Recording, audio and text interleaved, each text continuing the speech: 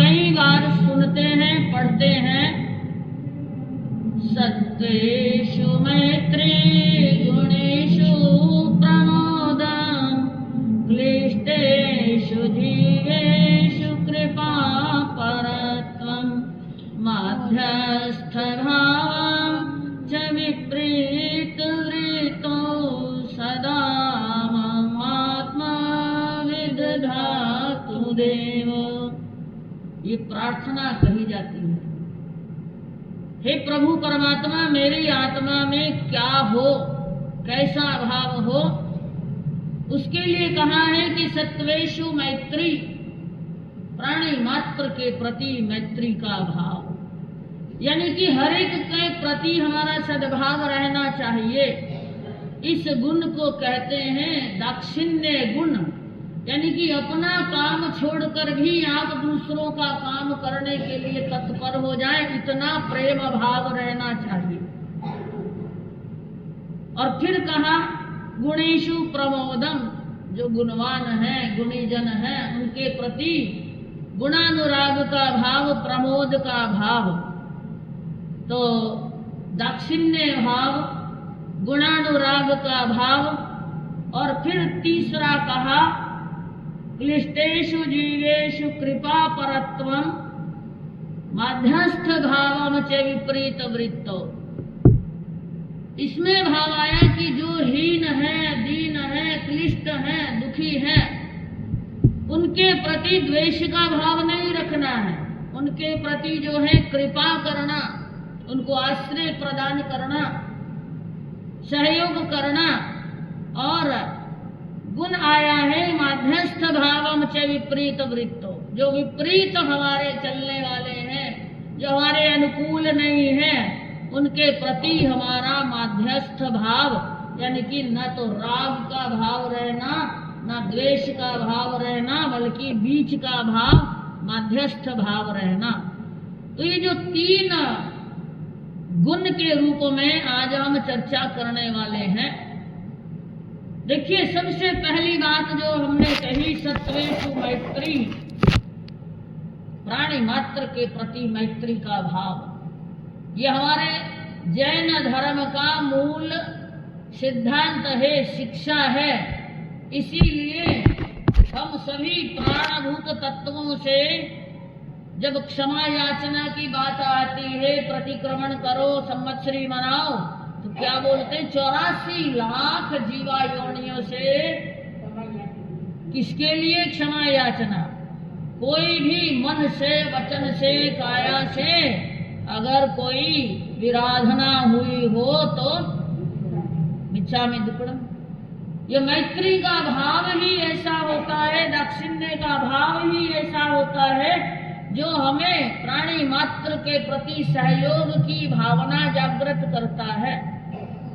आप अपना सत्रे काम छोड़कर अपने पड़ोसी का हित साधने वाले हो जाते हैं। हर कोई नहीं करता, हर कोई नहीं करता है कि मेरा काम तो बाद में हो जाए और मैं पहले दूसरे का काम कर लूं, दूसरे की सेवा कर लूं। जिसके अंदर ये गुण होता है वही धर्म का अधिकारी होता है। फिर बात आई, गुणानुराग की बात आती है।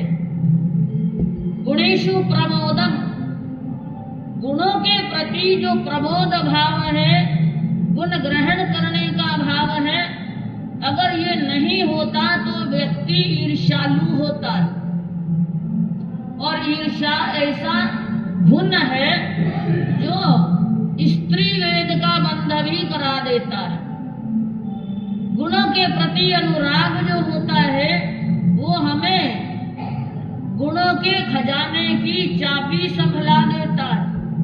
गुणानुराग, ये प्रमोद भावना सद्गुणों के खजाने की एक मास्टर की होती है, एक चाबी होती है कि अगर आपके मन में गुणों के प्रति अनुराग है तो आप अपने आत्मा में सद्गुणों को प्रवेश करा सकते हैं।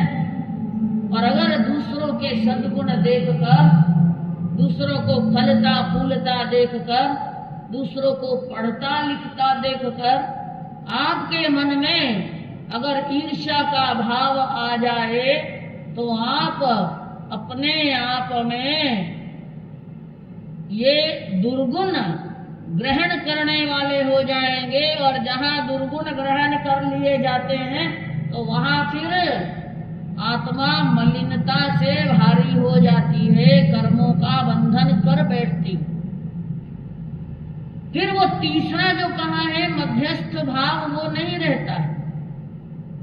फिर ना तो दीन दुखियों के प्रति आप कृपा कर सकते हैं और ना ही दूसरों के गुणों की अनुमोदना करके हर्ष प्रकट कर सकते हैं, और ना ही गुण ग्रहण करके आप अपने आप को सद्गुणी बना सकते हो। जहाँ तक ईर्ष्या की बात आती है तो ये एक ऐसा दुर्गुण है जो जिसको कहा गया है कि ये टर्माइट जैसा होता, दीमक जानते हो, यहाँ भी कहीं कहीं लगी हुई है। तो दीमक जो होती है वो लकड़ी को खोखला कर देती है, भीतर से खोखला करती जाती है और फिर उसको कमजोर कर देती है। ईर्ष्या को घुन जैसा भी कहा है। धान में अगर घुन लग जाता है तो वो धान भी खोखला हो जाता है, वो आपके उपयोग करने लायक नहीं रहता है। तो जहाँ ये गुणानुराग की बात नहीं होती है तो वहाँ ये सारा काम ईर्ष्या जैसा हो जाता है, और ये गुण आप जाने व्यक्ति को भी खोखला कर देता है। उसी ईर्ष्या के भाव में जलता भूनता रहता है, हमेशा उधेड़ बुन में रहता है कि कैसे किसी का अपमान करूं, कैसे किसी को नीचा दिखाने का काम करूं।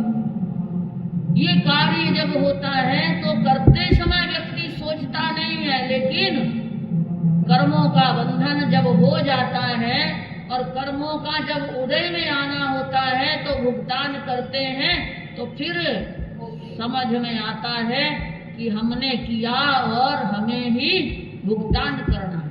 हमें आशाओं को कम कर देना, क्योंकि ये आशाएं मानव का दामन कभी नहीं छोड़ती।